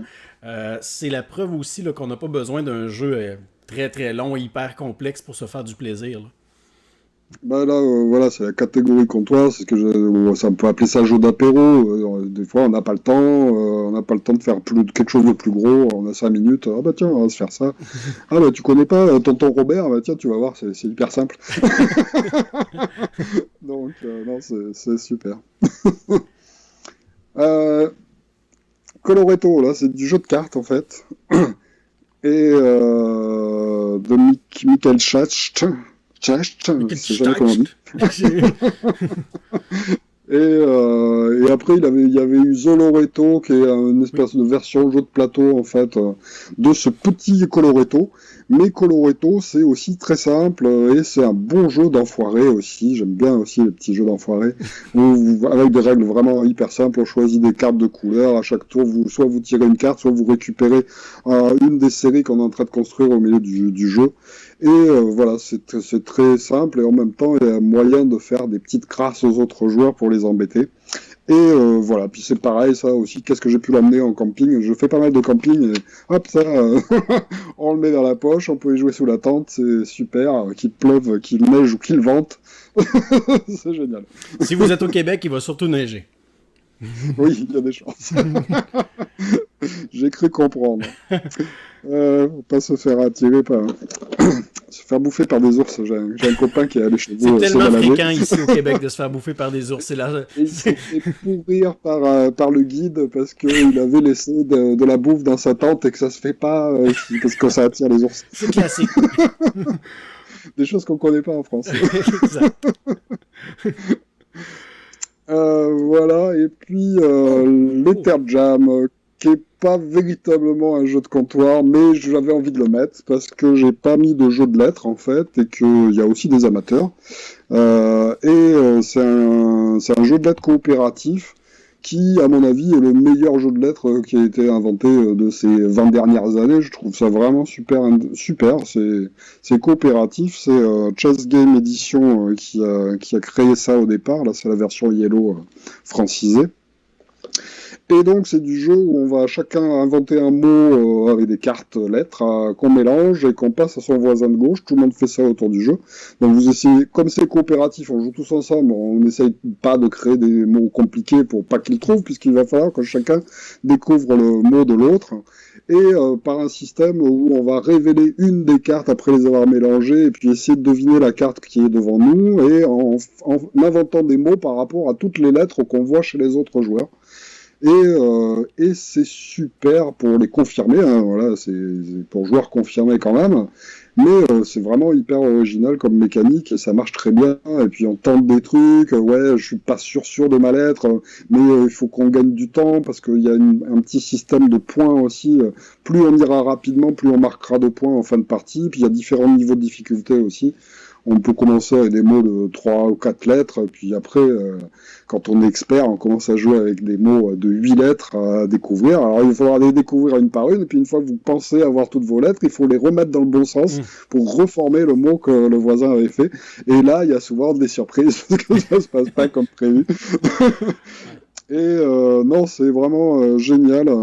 Et pas hyper compliqué, quoi. Souvent, quand on dit jeu de lettres, les gens se disent ouais, mais moi, je suis mauvais en orthographe, je vais pas y arriver. Voilà, c'est pas le Scrabble là, c'est vous qui inventez les mots, donc vous allez faire des mots très simples. Les autres vont essayer de trouver le mot simple que vous avez fait en faisant des propositions de mots simples aussi. Donc voilà, faut pas se limiter en se disant ouais non moi c'est un jeu de lettres, c'est pas pour moi. J'ai fait jouer plein de personnes qui y allaient un peu à reculons et en fait ont vraiment aimé aussi la mécanique. Ça a l'air plutôt malin. Je connais le jeu mais j'y ai jamais joué. Puis moi je dois dire que honnêtement je suis quelqu'un qui a un peu de réticence on dirait avec les jeux de lettres parce que celui-ci semble assez différent, puis c'est ce qui est malin, mais souvent dans les jeux de lettres... Déjà, il est coopératif en plus. Oui, c'est ça, il est coopératif, puis souvent j'ai l'impression que les gens qui sont plus cultivés ou les gens qui ont plus de vocabulaire vont être avantagés, tout ça. Tandis que ici, comme tu l'as dit, puis c'est ça que je trouve malin, c'est les joueurs qui choisissent les mots. On va justement peut-être... On sera pas avantagé à sortir un mot de 40 lettres avec plein de W. Oui, là, le but n'étant pas du tout de créer les mots les plus longs, mais juste d'essayer de proposer des mots qui vont permettre aux autres de deviner la lettre qu'ils ont. Donc, je vais leur dire un mot, et il y a une lettre que toi, tu vois pas, ta carte devant toi. Donc, je vais essayer de te proposer un mot où cette lettre, tu vas la découvrir, en fait. Donc, c'est une espèce de petit bac, enfin, de pendu à l'envers, quoi. C'est bien malin. C'est bien. Fallait y penser, et puis là, très très bien trouvé. Ouais. Donc voilà pour les jeux de comptoir. Et là, est-ce qu'on est rendu à la dernière catégorie? Eh oui, ça y est. Déjà. On va y arriver. Déjà après 1h15, qui l'eût cru? Pas mal. Donc là, les jeux... Alors, pas forcément d'ambiance, mais les jeux de groupe. C'est-à-dire, souvent, on cherche aussi des jeux pour jouer à plus de 6. Il n'y en a pas tant que ça. Donc, voilà pourquoi cette catégorie-là. Alors là, je ne l'ai pas puisque je l'ai prêté. Pour les petits, je pense à Time's Up Kids, qui est donc une version enfant en fait de Time's Up pour les moins de 6 ans, avec des cartes sur lesquelles il y a carrément un dessin en fait de ce qu'il faut faire deviner aux autres joueurs. Donc c'est très bien pour les petits, pas besoin de savoir lire comme ça. Et en même temps, c'est coopératif aussi, donc vous avez un gros sablier qui dure une dizaine de minutes, et dans une dizaine de minutes, vous allez essayer, dans la première version, puisqu'il y a plusieurs versions du jeu, de faire découvrir aux enfants, donc on peut jouer avec plein d'enfants en fait, leur faire découvrir les mots que vous allez tirer, et c'est à vous de leur raconter, ah ben c'est un animal qui est jaune et orange, qu'on trouve en Afrique, qui mange des gazelles, qu'est-ce que ça peut être, enfin, voilà, et donc les enfants cherchent, et puis on découle les cartes comme ça, puis après vous avez la version où vous allez pouvoir faire des mimes, et vous allez pouvoir faire le clown devant les enfants, ils vont adorer. Oui, c'est sûr. On va découvrir les mêmes trucs, et donc ça c'est super, et puis après, une fois qu'ils ont commencé à bien comprendre, vous pouvez aussi faire la version où chaque enfant va essayer de faire deviner aux autres. Mais voilà, à partir de 3-4 ans, on peut commencer à y jouer avec la version où c'est l'adulte qui va faire deviner au groupe. Et donc là, je vais jouer avec une dizaine d'enfants. Un anniversaire, c'est super. Ils vont bien se marrer. Voilà. Alors ensuite, au niveau famille, Diamant, l'excellent, donc ça c'est la vieille version, mais il y a une nouvelle version qui est plus neuve, mais que j'ai prêtée aussi, puisqu'il n'arrête pas de sortir ce jeu à la ludothèque. Très sympa, on peut jouer jusqu'à 8 joueurs, c'est super rapide, et en même temps, un petit côté bluff aussi, je continue ou je continue pas. Même dans la nouvelle version, moi je préfère, il y a des cartes pour choisir si on reste ou pas dans la mine. Moi je préfère toujours jouer comme dans la première version avec le personnage à l'intérieur de sa main ou pas. Tout le monde révèle en même temps, donc c'est un jeu où voilà, on explore 5 mines et il faut essayer d'être le plus riche à la fin. Et en sachant choisir le bon moment pour partir parce qu'il y a des dangers dans la mine. Donc le jeu est très minimaliste, il n'y a quasiment rien dans le jeu, hein, un paquet de cartes et puis un paquet de diamants qui donne envie. et puis c'est tout, puis des petits bonhommes. Et puis mais voilà, c'est super pour y jouer vraiment avec n'importe qui. J'ai joué avec des personnes de 80 ans, j'ai joué avec des enfants de 6-5 ans. Tout public, super facile à présenter, même à des gens qui vous disent à un moment j'aime pas jouer. Essayez ça, vous allez voir. Encore une clé de bras, puis allez. Voilà. Donc non, c'est de Feduti et Alan Moon. Je pense que c'est un des meilleurs de Feduti. À mon humble avis, j'aime beaucoup. J'ai Diamant. Et là, tu vas pouvoir me le confirmer nécessairement, mais le jeu, le nom m'échappe. Je pense qu'en français, c'est l'art des Incas. Est-ce que ça se peut? Oui, il y a eu un Incan Gold qui est sorti aussi pendant un moment, parce qu'il a été en rupture pendant très longtemps, ce jeu. Est-ce qu'il est lié à Diamant? Est-ce que c'est les mêmes auteurs? Ouais, c'est quasiment le même jeu, sauf qu'il y a une petite histoire de comment ça s'appelle, d'artefacts. Oui, Enfin, dans il y a des une... petites tuiles spéciales en fait, et puis un petit système qui est un peu différent, mais c'est quasiment le même jeu, quoi. Et dans la nouvelle version du diamant édité par Yellow, ils ont remis justement ces espèces de tuiles spéciales aussi qui sont différentes que dans la version de base où c'était vraiment très simple, il y avait rien de compliqué. Là, c'est juste des cartes en fait que si vous êtes tout seul à partir de la mine, vous allez les gagner Oui. et elles rapportent beaucoup plus qu'un seul diamant. Ça encourage les joueurs à essayer de partir tout seul, mais voilà, quand on est 8 autour de la table avec la main cachée, est-ce que je vais vraiment être le seul à partir tout seul de Oui, la c'est mine? ça. On n'est pas sûr du tout. C'est ça. Moi j'ai pas joué à Diamant, j'ai joué à Ink and Gold, puis j'avais beaucoup aimé justement cet aspect-là de dire ah ok est-ce que je continue, est-ce que je sors tout de suite? Et là moi dans les jeux de ce style-là, je me dis toujours ah, je continue une dernière fois, mais il y en a 8 des dernières fois là. Voilà. Des fois, ça marche. Oui. Mais la plupart du temps, ça marche pas. Après, je l'ai pas non plus, mais je pensais à 6 qui prend, qui est un des rares jeux qu'on peut jouer jusqu'à 10 joueurs et qui en même temps est un petit peu du jeu où on fait pas n'importe quoi. On peut y jouer n'importe comment, donc vous pouvez faire jouer n'importe qui parce qu'il peut choisir ses cartes au hasard, hein. C'est pas un problème, puisqu'on choisit une carte par tour et puis on la révèle et puis on voit ce qui se passe. Mais en même temps, il y a aussi un petit côté tactique, un petit côté prise de risque, un petit côté comptage de cartes si vous aimez faire ça. Et puis voilà, donc très très très sympa. Et puis en plus, l'avantage, le deuxième avantage de 6 qui prend, c'est que c'est un paquet avec des cartes qui vont de 1 à 104. Voilà, on n'a pas deux identiques dans le jeu. Et que donc, grâce à un paquet de 6 qui prend, vous pouvez aussi jouer à The Game, vous pouvez aussi jouer à The Mind, voilà, puisque c'est pratiquement le même matériel. Exact, c'est vrai.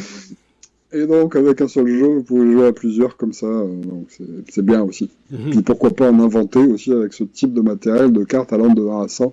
Je suis sûr qu'il y a des trucs à faire. Pourquoi pas jouer à Tranquility aussi. Enfin voilà, il y a plein de jeux qui sont adaptables à partir du jeu de base.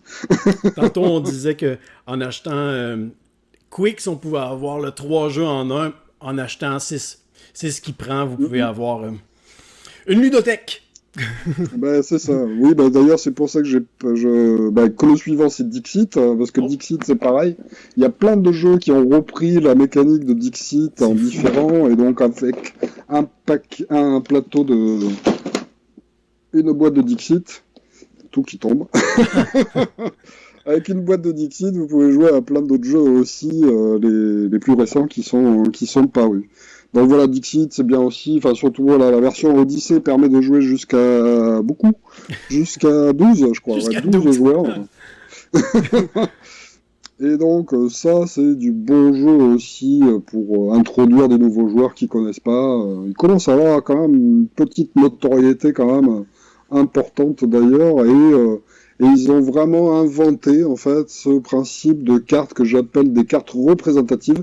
Parce que la plupart du temps, les cartes, c'est soit des cartes hiérarchisées avec des chiffres ou des valeurs, ou des cartes que j'appelle des cartes actives à la Magic avec des effets spéciaux marqués dessus, ou des cartes d'appariement où il y en a deux qui sont pareilles qu'il faut mettre ensemble. Et là, c'est vraiment quelque chose de nouveau, en fait, des cartes qui servent uniquement parce qu'il y a plein de trucs de dessinés dessus et qu'on va jouer différemment. Et ça a inspiré d'ailleurs pas mal d'autres jeux, dont Mysterium, dont on parlait tout à l'heure, mais avec un Dixit, on peut jouer à... Detective Club. Je les avais notés. Ouais, voilà, Detective Club, tout à fait. Mais il y en aurait plusieurs. Là. C'est lui et Mysterium qui me sont venus en tête rapidement. Mais comme tu le dis, là, c'est facile aussi d'inventer une variante ou un jeu avec ça. Là. Ça laisse tellement place à l'imagination, à l'interprétation. Ouais, puis les images sont tellement magnifiques, alors rien que pour ça, ça vaut le coup. C'est comme acheter des centaines d'œuvres d'art. Un peu ça. Je pense que le succès du jeu est dû aussi quand même pas mal à Marie Cardoa, qu'il faut saluer pour ses illustrations de Dixit, parce qu'elle a fait un boulot génial sur la première édition, qui a été repris ensuite par tous les autres illustrateurs qui sont venus derrière elle, mais Elle a vraiment impulsé, je pense, un univers qui, si ça n'avait pas été cette illustratrice-là, est-ce que ça aurait été pareil? Je suis pas sûr. Est-ce qu'elle avait illustré toutes les cartes de la première édition? Ouais, je pense qu'elle est la travail seule monstrueux, à avoir bossé sur la première édition, qui est toujours dispo. Oui. Et enfin, pour les experts, l'inénarrable Codenames, évidemment. Très très bon jeu de groupe. Alors voilà, je l'ai mis dans le jeu de groupe. Il y a des gens qui ils jouent que à 4, ce qui est un peu dommage, parce qu'à 4 joueurs, vous avez un peu l'impression de jouer à pyramide, c'est assez froid. Pouf, on se renvoie la balle, il n'y a pas trop d'ambiance. Mais si vous jouez à partir de 6 ou à 8 joueurs avec deux équipes où il y a plusieurs personnes qui devinent, vous allez voir, c'est pas le même jeu en fait. Exact. C'est très très différent et c'est fun et ça rigole et ça part dans tous les sens et il y a du délire non, ça marche très très bien en jeu d'ambiance en fait, à nombreux aussi. Et puis pareil, avec un codename, vous avez de quoi faire plein d'autres jeux aussi, avec des personnages à deviner. Il y en a plusieurs qui sont sortis dans le genre, et là au moins ça vous fait une bonne ressource en fait, avec plein de personnages qui peuvent être utilisés aussi pour d'autres jeux. Donc c'est ça aussi une bonne ludothèque, je pense, c'est d'avoir des jeux qui vous permettent éventuellement de jouer à plusieurs si vous avez un budget réduit. Ça peut être bien aussi. Exact. Voilà, ça y est, je suis arrivé au bout de mon 30e. Ton 30e. Et là, une fois qu'on regarde ça, là, l'ensemble de ta liste, Yann-Rêve, est-ce que tu penses que tu as... Est-ce que tu es satisfait de ta liste? Parce qu'avant de commencer l'enregistrement, tu disais que tu l'avais revérifié pour la 1000e fois. Est-ce que tu as fait beaucoup de modifications? Oui, parce que l'exercice est très très compliqué. Je pense qu'il y a des gens qui peuvent faire des top 10 parce qu'ils ont 10 jeux chez eux, donc ça va. Mais quand on a 2000 jeux, comme dans la ludothèque dans laquelle je travaille, et puis qu'on en a découvert au moins le double en 30 années de ludothèque, c'est très très très difficile de choisir seulement 30 jeux. Enfin, d'autant plus que je pense que voilà, il y a la déformation professionnelle qui fait que voilà, je présente des jeux, moi, pour que tout le monde y joue, quoi. Moi, mon but, c'est que le monde entier joue. C'est pas m'occuper spécialement des gens qui sont exactement comme moi et qui ont les mêmes goûts que moi, ça m'intéresse pas, en fait, de toucher particulièrement ce public. Donc voilà, l'exercice est difficile. Et puis, oui, il y a plein d'autres jeux que j'aurais aimé citer, puis je me suis dit, ah bah non, mais celui-là, c'est celui-là ou celui-là, il faut choisir entre les deux. Mais ouais, il y a une bonne liste. Est-ce que je l'ai? Des jeux que j'aurais aimé citer, mais que j'ai pas réussi à mettre. Ah oui. Je l'ai dit très très vite. Oh, vas-y, ok. Il y a Skull and Roses, ou Skull maintenant, un excellent jeu qui remplace le poker, mais en super rapide. Si vous aimez le poker, mais le poker c'est long avant des fois d'avoir une bonne main, ben là, Skull c'est la quintessence du poker, mais en réduit. Et du bluff et du contre-bluff, c'est génial. Donc j'aurais aimé le citer. Mais on ne le fera pas. Merci de me permettre. Il y a Wizard, qui est un jeu assez classique, qui reprend le principe du jeu de l'ascenseur, qui est un jeu classique de cartes, où on distribue qu'une carte, et puis 2 cartes, et puis 3 cartes, et puis on essaie de faire des plis, et de parier sur les plis qu'on va faire, c'est-à-dire que même si vous avez un jeu pourri, vous pouvez dire, moi je vais faire 0, et vous allez faire des points quand même. Et Wizard a juste rajouté seulement à ce jeu de base 8 cartes spéciales, des atouts suprêmes et des passe mon tour. Ça paraît hyper bête d'avoir juste rajouté ça à un jeu classique, mais ça équilibre énormément les choses, et c'est vraiment très très bien trouvé. Donc Wizard, un de mes jeux de plis préférés. Voilà. Seven Wonder Architect, mais il est peut-être trop récent, mais j'ai hésité aussi quand même à le mettre parce que vraiment des retours que j'en ai là actuellement en ludothèque, c'est super quoi. On peut y jouer avec des enfants de 6 ans jusqu'à des adultes, des grands-parents qui n'ont jamais joué à rien. En même temps, ça leur montre qu'il peut exister des jeux qui sont différents du Monopoly ou d'autres grands classiques. Alors évidemment, pour les joueurs, il y en a beaucoup qui disent ah ouais, mais c'est trop facile.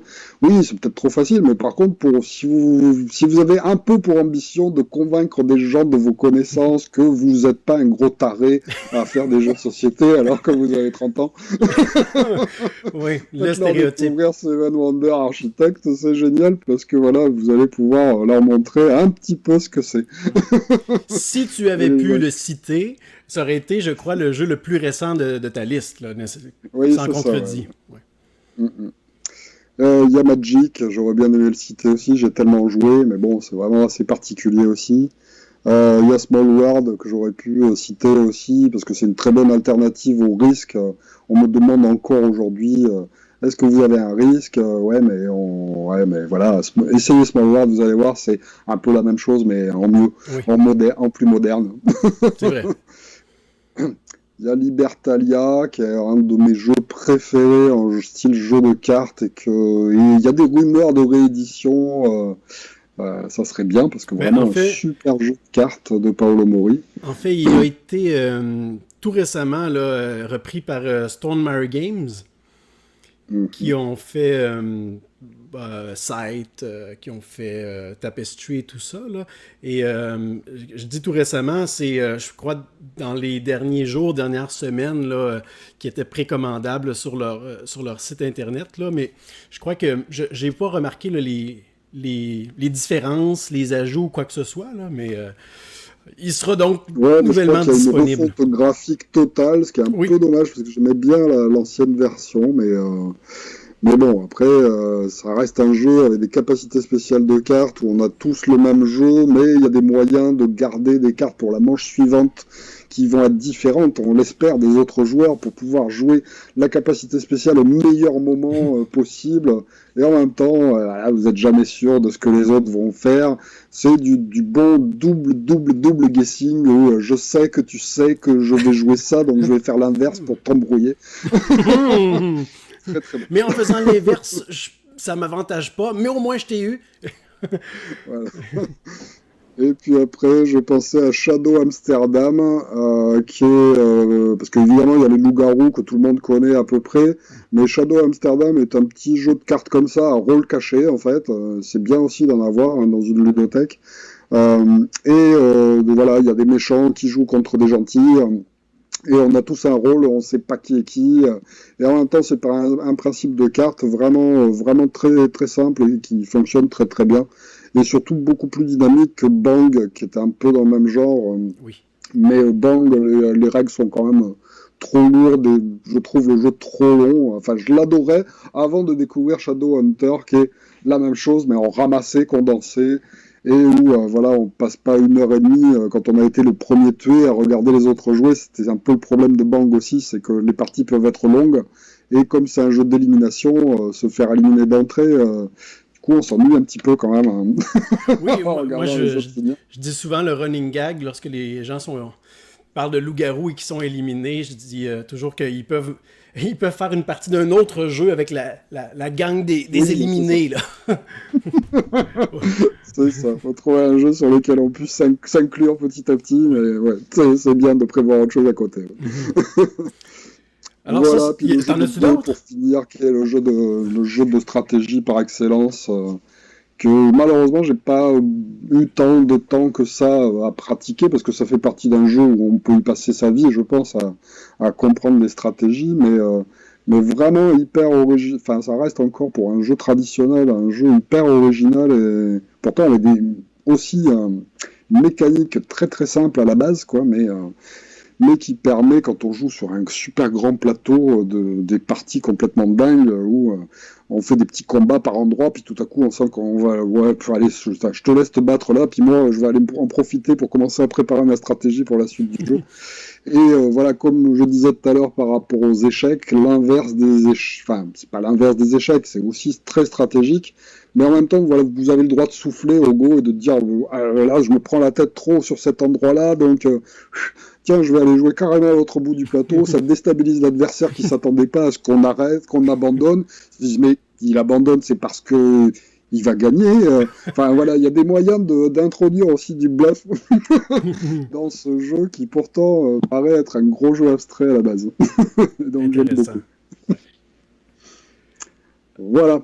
Alors ça, c'était les jeux que tu aurais aimé mentionner. Voilà, quelques-uns, parce qu'évidemment, des dizaines et des dizaines. Mais, Est-ce que tu... Je me permets une dernière question. Est-ce que tu as l'impression, en regardant ta liste officielle, est-ce que tu as l'impression que tes trips ont influencé tes choix? Est-ce que tu as l'impression d'avoir inséré des jeux en te disant « Ah, mais celui-là, je l'aime tellement, j'ai pas le choix, je dois le mentionner ». Oui, certainement. Ouais. L'Ether Jam, comme on parlait tout à l'heure, ouais, celui-là, je l'ai clairement mis parce que je trouve voilà, on n'en parle pas, que personne n'en a parlé, que je trouve ça très très dommage. Je le trouve vraiment, vraiment hyper intéressant. Ouais, les autres, si, j'ai essayé justement de trouver le juste milieu entre les trucs que j'aime personnellement, sur lesquels je ne me lasse pas, en fait, et Dieu sait que c'est de plus en plus difficile pour moi de trouver des jeux qui vont pas me lasser au bout de 3 parties. Donc... C'est vrai, mais ouais, c'est vrai. Mais je pense que tu as vraiment bien réussi le défi que tu t'étais imposé, de faire une liste de 30 jeux qui sont jouables par tout le monde. En regardant ta liste, là, je me suis pris quelques notes aussi, là, mais c'est tous des jeux où est-ce que, selon là, les embranchements que tu as fait, qui est un système très intéressant. Ouais, l'idée, je me suis dit, c'est, voilà, si vous voulez créer votre ludothèque professionnelle et puis inviter des gens que vous savez pas ce que c'est, je pense que ces 30 jeux sont une très bonne base. Moi, en toute modestie. Oui, mais c'est défi accompli, là, c'est réussi selon moi, là. Alors, hey, Yandré, ça fait déjà plus de 1h45 presque qu'on discute ensemble. Écoute, de mon côté, je vois pas le temps passer. Très intéressant de discuter avec toi, de t'entendre parler de jeux. Et je veux inviter les gens qui nous ont écoutés jusqu'à la fin, évidemment. Là, moi, je connais personne qui avance dans les vidéos. Là. Tout le monde écoute les vidéos du début à la fin. Mais j'invite les gens qui nous ont écoutés à peut-être nous laisser des commentaires sur les choix de Yandrev, que ce soit aussi sur les catégories qu'il a fait, si vous auriez eu des suggestions à ajouter ou quoi que ce soit. Et peut-être, avant qu'on termine officiellement, Yandrev, je ne sais pas si tu as un mot ou une invitation pour les gens qui sont là, ou un exercice peut-être cognitif ou à faire à la maison, ou en tout cas, n'importe quel mot de la fin. As-tu quelque chose à ajouter? Comme je n'ai pas préparé, je n'ai pas d'idée particulière à proposer. Amusez-vous, quoi. C'est surtout ça le principal, quoi, je pense. Tout à fait. Moi, je me suis amusé à faire cette liste et c'est pour ça que j'ai répondu à ton invitation. C'est parce que voilà, la proposition m'a paru intéressante. Sinon, j'aurais pas répondu. Voilà, parce que ça m'a permis aussi de faire un petit travail personnel. Puis je vais garder bien précieusement cette liste sur laquelle j'ai travaillé pendant pas mal de temps. Mais oui, tu pourras la faire laminer, la mettre à l'entrée de la ludothèque. Voilà, j'interviens la semaine prochaine sur la formation de ludothécaire qui a lieu à Bordeaux, puisque j'habite à côté de Bordeaux en France. Et je pense que je vais leur soumettre cette liste aux jeunes ludothécaires qui vont bientôt commencer dans le métier. Voilà. Mais je pense que ça peut être intéressant pour eux aussi. Exactement, là, ça donne une espèce de proposition de ce à quoi ça peut ressembler. Ça leur donne des pistes de comment aller rejoindre un peu monsieur et madame tout le monde avec des références. C'est une excellente idée. Ça m'a fait plaisir de te donner ça clé en main comme ça. Non, tout le mérite te revient, je fais des blagues. Alors, évidemment, tout le monde qui nous écoute connaît déjà la chaîne... Oups, t'es de l'autre côté. La chaîne de Yandrev, mais si c'est pas déjà le cas, allez vous abonner à sa chaîne, allez regarder ses vidéos. Là, je parle pour moi, mais Yandrev a été une de mes références dès que moi j'ai commencé à faire des vidéos. Je n'ai pas la prétention d'être à son niveau, évidemment. Et je voulais savoir, c'est vrai, j'ai eu une question en cours de vidéo. Je voulais te demander, est-ce que les 30 jeux que tu as mentionnés sont sur ta chaîne? Tu vois, je suis pas sûr de tous. Peut-être pas tous, mais certainement. Peut-être pas tous. Une bonne partie, je pense, mais pas forcément tous. Ouais. Ok. Alors, enfin, j'ai pas fait ça, j'ai pas fait l'exercice en tout cas en me disant tiens, je vais choisir que des jeux que j'ai forcément fait en vidéo règle. Ouais. Non, j'ai joué le jeu à fond. Par contre, moi, ce que je vais probablement faire, puis c'est bien que je le dise sur caméra, ça va me mettre cette pression-là aussi.